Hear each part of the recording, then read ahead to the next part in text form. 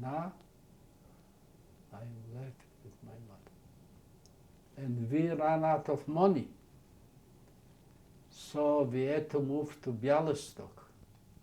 And in Bialystock, we sleep in a synagogue because there's no way you could rent a room there or something like this. In Bialystock, I had my first experience with a car, and I remember I crossed the street, and a car almost hit me. And I was thinking, this is like the devil is here. I did not understand what is a car, you know. And we were there probably a month or so on. And then I remember one night, the Russian soldiers come and wake us up in the middle of the night. There were at least 500 people sleep on the floor. They wake us up and they take us on trucks. And from the trucks to the train. And this is what they call cattle train. That means train, not a passenger train.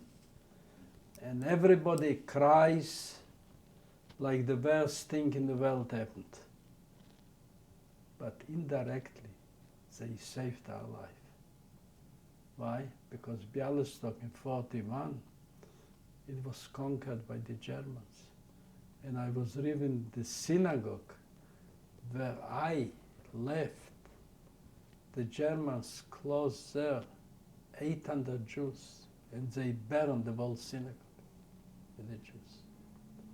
So we traveled with this, you know, with this train days, probably 2 weeks,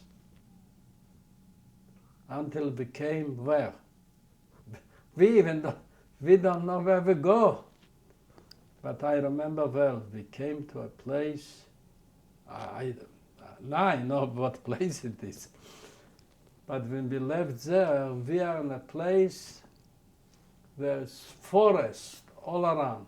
You only see forest and mosquitoes. Heavy, the air is heavy, and I see people who already stayed there, they have special masks, you know, screens to cover their faces. But this was not the main surprise. The main surprise, I was at that time, I was already 8 years. And I wait, it should get dark, and it does not get dark. It's already night. It was so much to the north that you have there already the polar nights, you see.